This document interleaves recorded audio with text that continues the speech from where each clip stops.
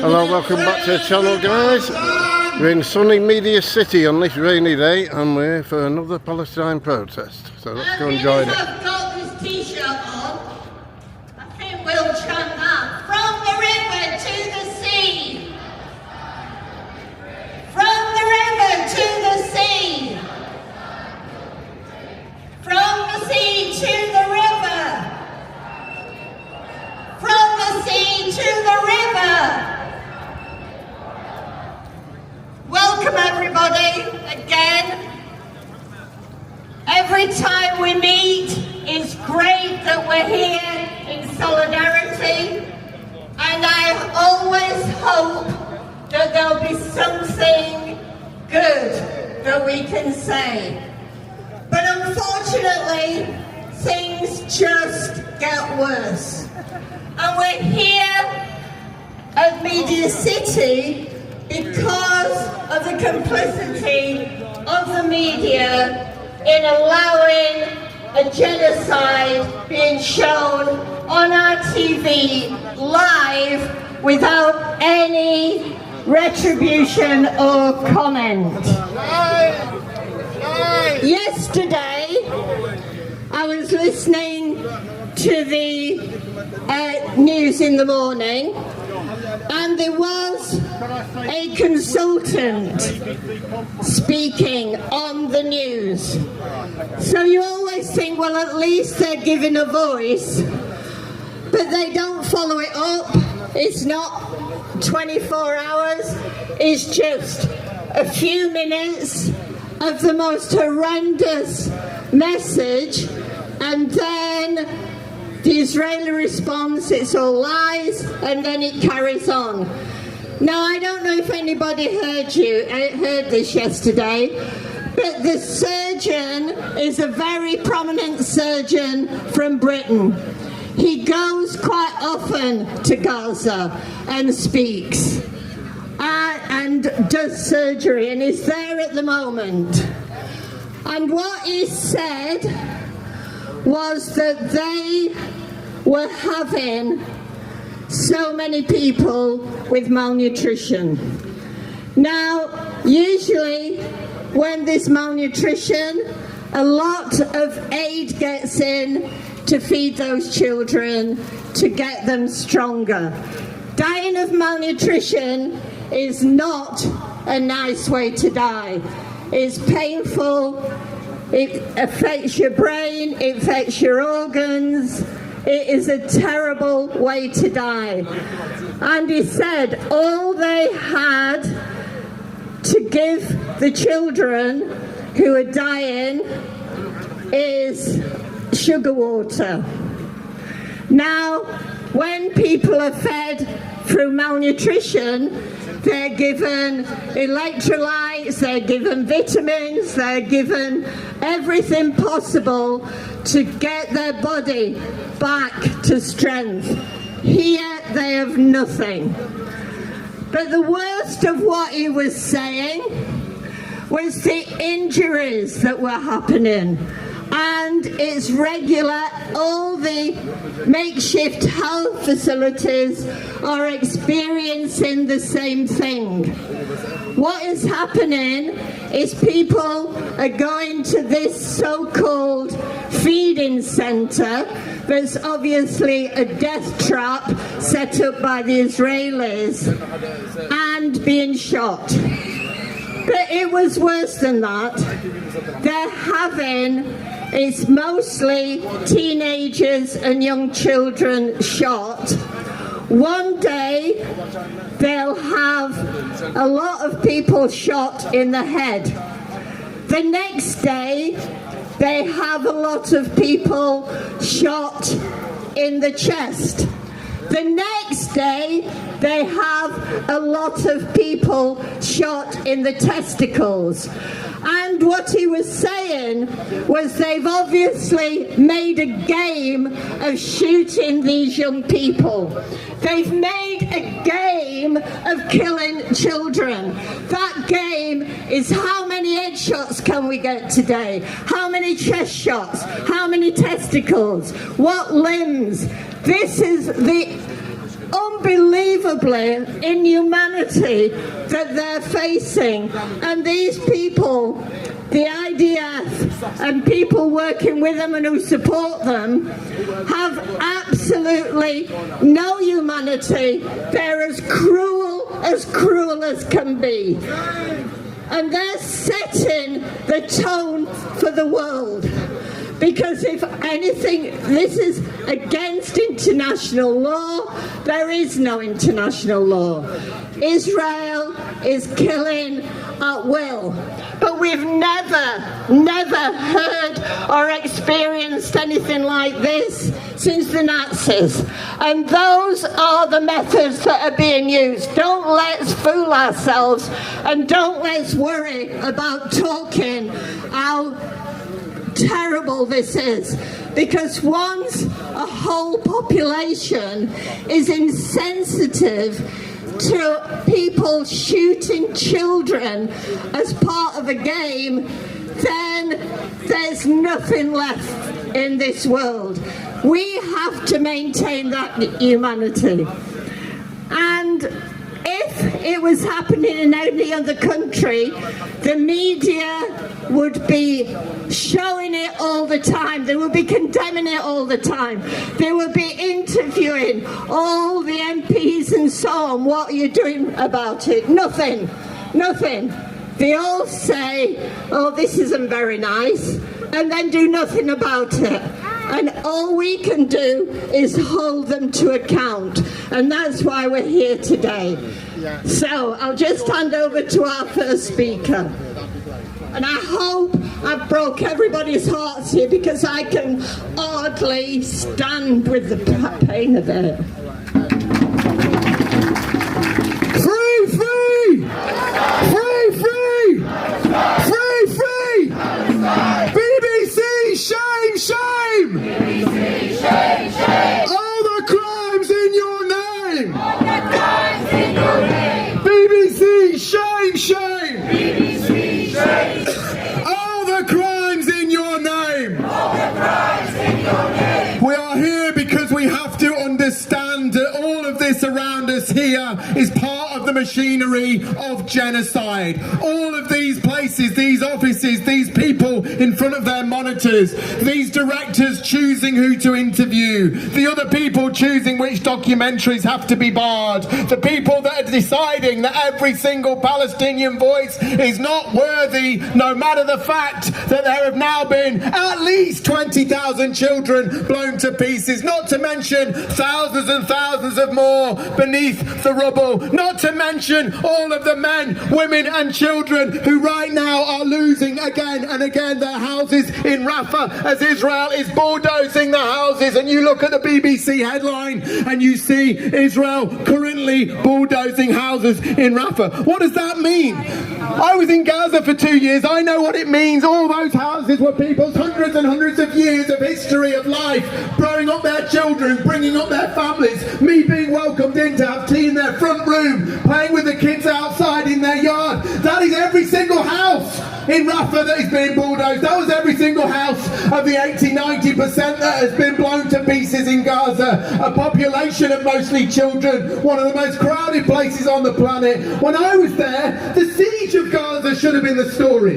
It was a 17-year siege. What did I see in Gaza? F-16s in the sky, drones dropping bombs regularly, hovering above everybody. All of the gunships and the gunboats that are chasing after the fishermen when you look out to sea. That was the life of a kid when you look out to sea. We look out to sea, our kids look out to sea and have dreams and have ideas and think of the world and think of the horizons that can be broken down. But those kids look out to sea and see gunships chasing after the fishermen all along the horizon. That was life, the 17 years of siege. It was abominable. I thought that was the worst evil I could have imagined surrounding an entire population. Or for example, the jeeps and the snipers that are shooting at the farmers and the school kids that are going to school all over the border area along the side of Gaza where all the arable land was, the best land was for growing, but obviously they couldn't go there because Israel was shooting at the farmers and destroying with tanks the land underneath. That was their life. Where was that reported? Where was it reported in 2009? When 1,400 people were killed in 22 days, 300 children. Where was the outrage? Where was the global outrage? I taught the kids that survived that. The Samuni family, and right now, they lost 29 members of their extended family. It was the largest loss since the Nakba. And there were loads of kids left because the parents weren't there. That was 2010 when I got there. 2009 was when the bombing happened. They lost everybody, and they were just kids, and they brought me in and they welcomed me and they gave me cups of tea and coffee, and I taught them English twice a week for a year, and then another year after I came back. And the loveliest kids, that's the thing. When they say numbers, I think them. I think Noor, I think Mona, I think all those kids, I think their parents, that's what I think. I think they're welcome to me when I didn't really deserve a welcome. I'm coming from Britain. They know the history, of course they know the history. It's their entire lives that's been taken away. Where's the history, BBC? When do you talk about the Nakba, BBC? 1948 BBC, when Israel ethnically cleansed Palestine, stole a country. And why is the BBC not talking about this? Why is the Western media not talking about this? Because of Western interest. What does Western interest mean? It means oil. Israel doesn't have oil, but everybody around them is the largest amount of oil in the world. It's the black gold, or as the Arabs will say, the devil's excrement. It is the substance that is driving all the greed in the world. It's the most important substance, not just cars and planes, but it's paints and chemicals, everything else. All the big oil companies, look at their biggest profits of the oil companies. So they've been eyeing up this whole region for over 100 years. And they had to have it, they had to be in control of it. So to have an idea in 1948 of Israel to be planted there, a Western aircraft carrier right in the middle of it, a Western outpost right in the middle of the biggest oil producing region, of course this was gold, this was a dream for the West. And the media is owned by big business, remember. The BBC slightly different, but they've got the Conservatives in there, right? Robbie Gibb, the Conservative Party member, and also working a lot with all of the Israeli Zionists. He's right in the middle of all of their media. Newsnight manager he was for a while, all the rest of it, loads of other guys. That's how the BBC does it. They bring in the governments, they've taken it over, and of course they're pressured by corporate media. Corporate media, they are selling populations and viewers to advertisers. They get their money from advertising. Where is mostly advertising? It's about cars, it's about planes, it's about oil, it's about paints, it's about consumer stuff. So why, of course, does Western media support Israel? Because it's the driver for all the biggest greedy capitalists in the world, and that is what oil is. That's why Palestine is on the front lines of both big business, corporatism, militarism and imperialism. It's right there, it's the fault line. And why should Gazans have to be the ones to front it up? Why should they bear it up? Why are those people that I met there a population of mostly kids, the sweetest people I can imagine? Why them do they have to expose the Western total, utter lie that we have a liberal democracy, lie that we have an open media, lie that we are caring about human rights, lie that it is all about democracy? It is nothing to do with it.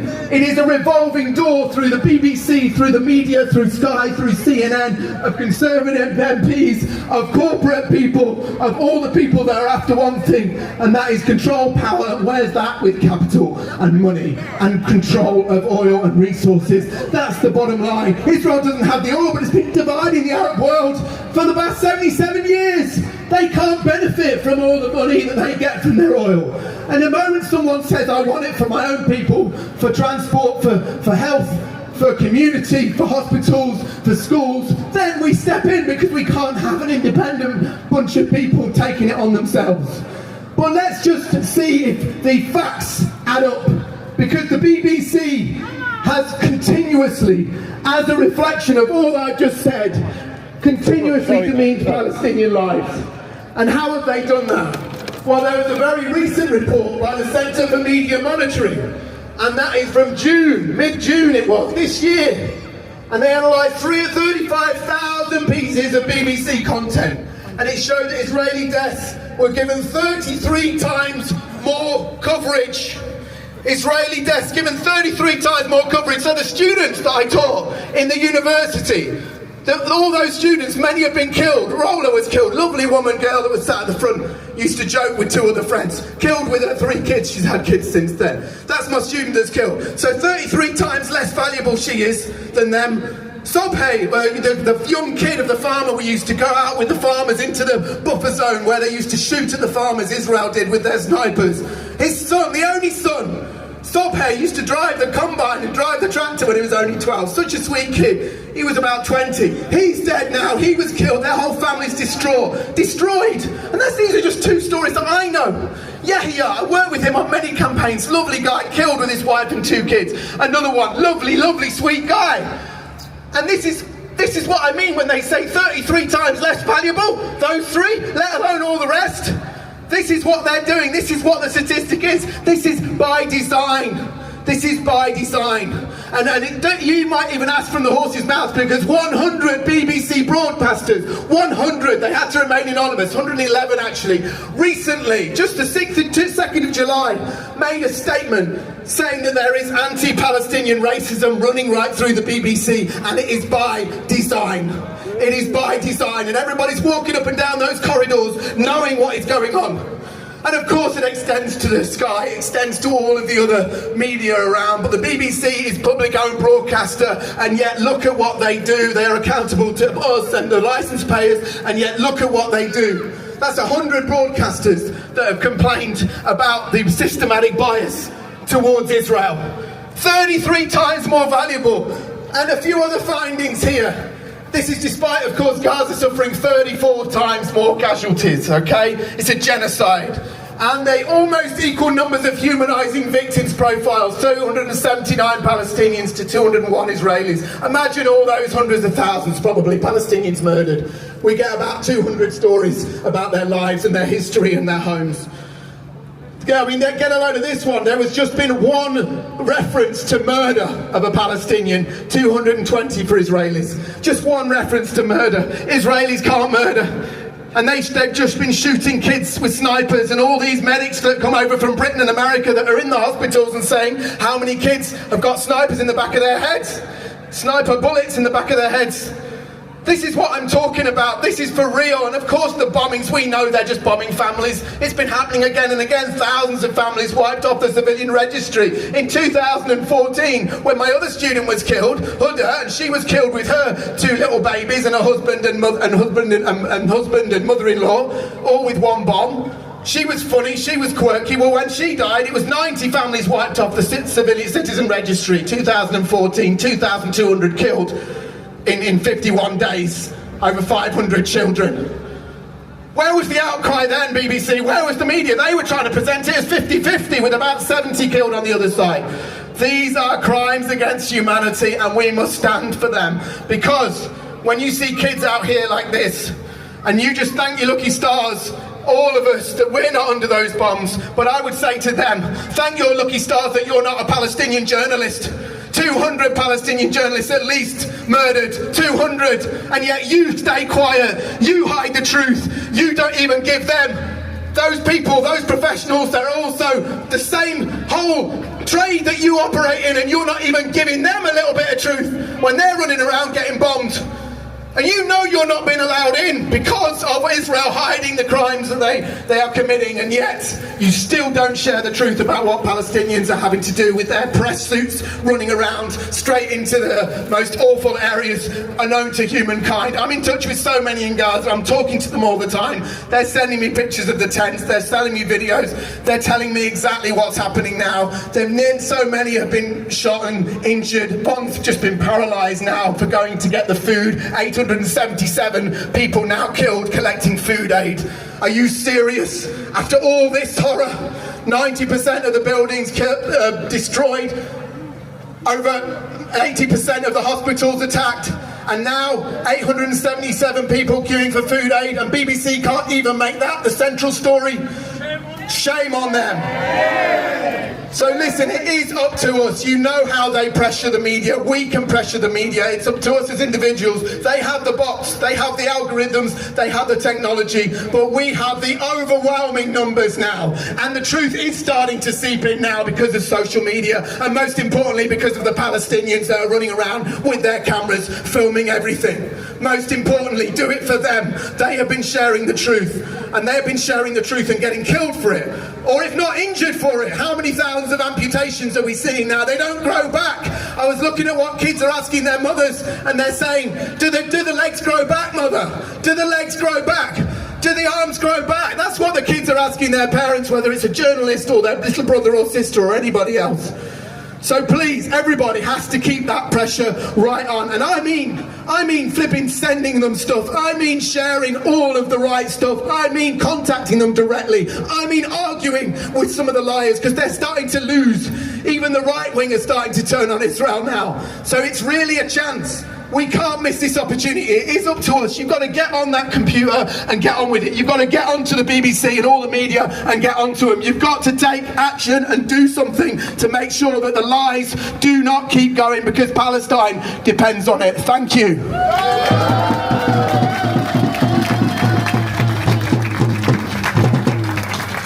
We have a comrade here now from Gaza whose family is still in the north. He will be telling you about the situation for people in Gaza. No, I'm just there will filming, need not to yet be a filming me, translation, no, I'm filming so everyone. please bear with Follow us. me then, don't. You mean you're not filming people? Yeah, well, not singling one person out, mate. في البداية أنا بتشكر كل الناس الموجودة هان. I would like to say that welcome to everybody here.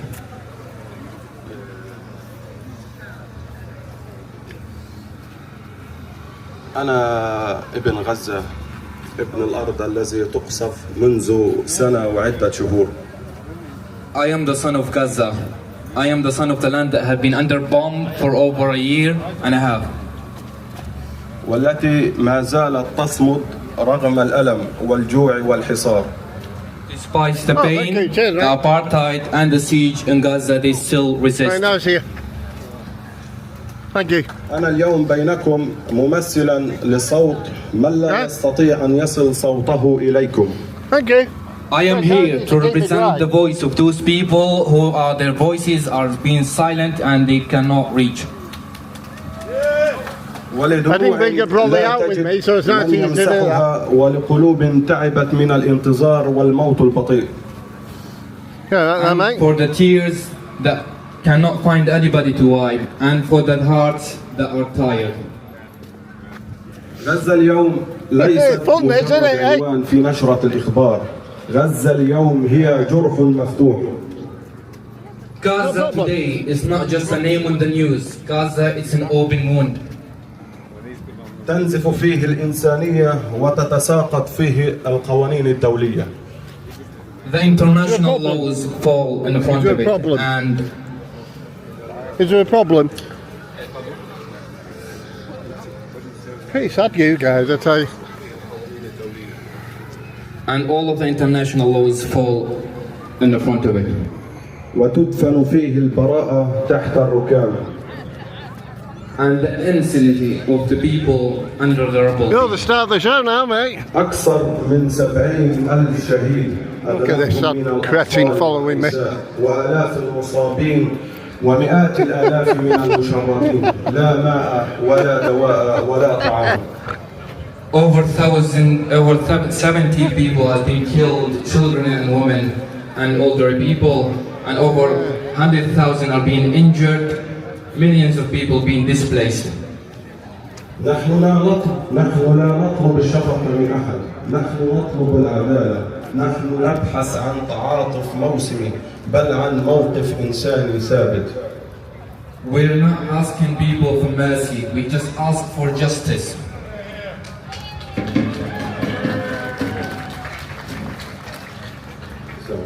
أنا هنا اليوم لأذكركم إن صمت العالم يقتل، وإن سكوت الحكومات لا يعفينا من مسؤوليتنا كأفراد أحرار.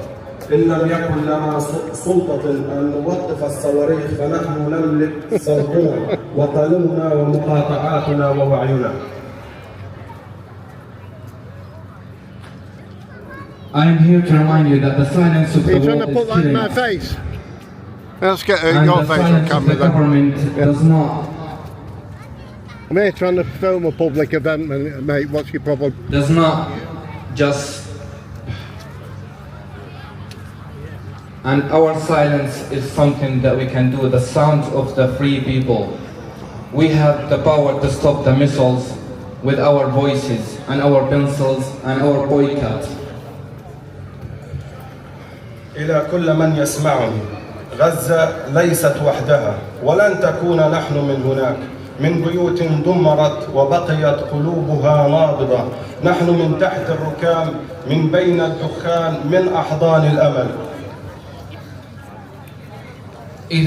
For those who are hearing me, Gaza is not alone, and we are not here just standing. We are with Gaza, from the rubble, from houses being destroyed, and from a heart being beaten, from under the rubble, between the smoke. Look at all these sad people. We are hoping. أرجوكم استمروا في الضغط، استمروا في التظاهر، استمروا في فضح جرائم الاحتلال. Please continue protesting. Please continue expose the Israeli war crimes.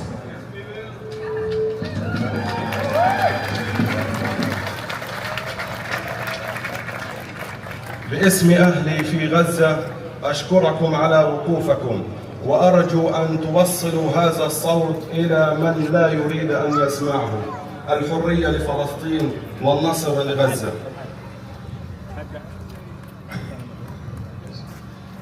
On the name of my family, I thank you for you standing here today. And please, make our voices reach those people who don't want to hear it. Free Palestine. Free Palestine.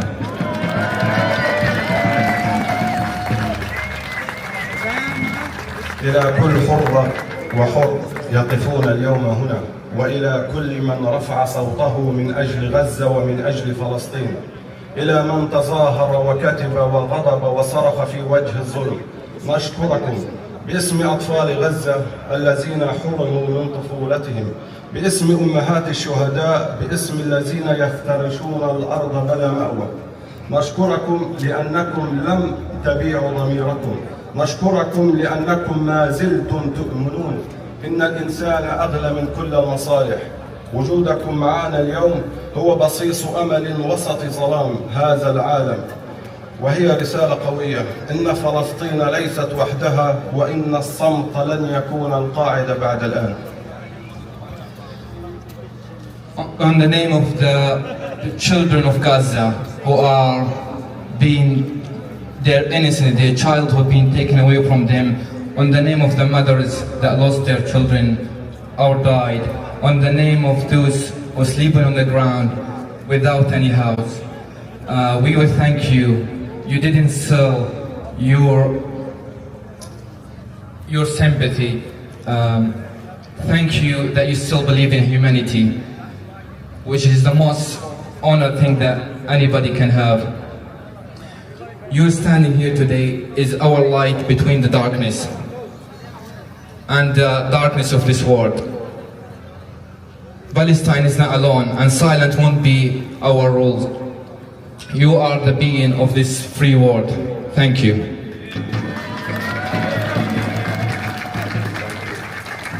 وفي النهاية احنا بنقدر طبعا نغير ونتحرك ونساعد، على الأقل فينا في الوقت الحالي انه احنا نساعد الناس الموجودة في غزة، لأنه الوضع في غزة أصبح كارثي جدا جدا. الناس بالشوارع لا يعلمون ماذا يفعل. الوضع في غزة أصبح خطير جدا، ويمكننا في الوقت الحالي أن نساعدهم لكي يبقوا أحياء على هذه الأرض. وشكرا لكم جميعا. The situation in Gaza is critical. People are walking in the street, doesn't know what to do in their day. People are dying, people are hungry. Please, you can stand up and you can help them. Thank you, everyone. And eventually, I would like to see that I was being honored to translate for Mahmoud, and it's my honor to stand here with him. Thank you, everyone.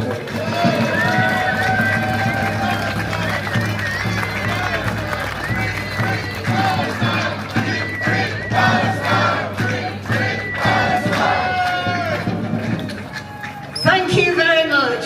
It's very difficult for any Palestinian to be able to speak about what's happening in their country and to the people and to their families and friends. So thank you very much for that. But what we have to remember is that for people in Gaza, they do need to know that there are people here standing with them. And so, although we feel quite helpless quite often because things get worse, it's still important that we're here standing by Palestine. We need to continue that. So well done everybody, because they do see this in Gaza, they do see this in Palestine, and they do give them hope that maybe things can be better and we'll see justice. So thank you.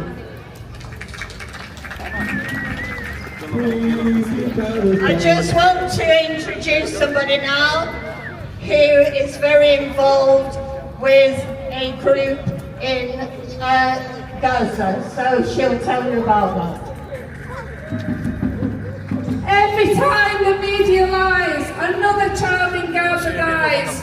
Every time the media lies. Every time the media lies. Every time the media lies. 2 million people trapped on a tiny strip of land are being starved by Israel. Children are dying while Israel blocks aid. But if you look at the news, you won't see a single headline about it. Where is the media? Why isn't this the biggest story on the planet? My friend from Gaza phoned me yesterday. He's not eaten in 3 days. Another family called me. They can't afford to buy food, even if they've got money. There's no food in the markets, or the prices are just so astronomical. Everyone is starving in Gaza. Why isn't this the main story on the planet? I'm a teacher, and I can say wholeheartedly that words matter. Language matters, and framing matters. The BBC avoids using words that tell the truth. Even words like occupation they won't use to describe the 77 years of military oppression on Palestine. It refers to house demolitions and forced evictions as disputes over property. And it disproportionately amplifies Israeli voices, while Palestinian experts, journalists and civilians are completely ignored. And somehow Palestinians just seem to die mysteriously while Israelis are killed. I remember Tony Benn in 2009 calling out the BBC for refusing to publicise a charity appeal for Gaza. It was evident then that the BBC had completely capitulated to Israeli pressure, but Tony Benn insisted on reading out the address for donations. But most importantly, he told viewers that the BBC would be responsible for deaths in Gaza caused by that refusal to publicise the appeal. He was right. Complicity kills, not only by misinforming the public, but by enabling the violence that it's reporting on. We demand truth. We demand context. We demand that what is happening to people in Palestine is reported with the same urgency, depth and dignity. Right guys, I think I've had enough of this bullshit. People trying to block the camera and stuff like that. Well, it's probably made for a better video, so let's get going. I'll see you on the next one.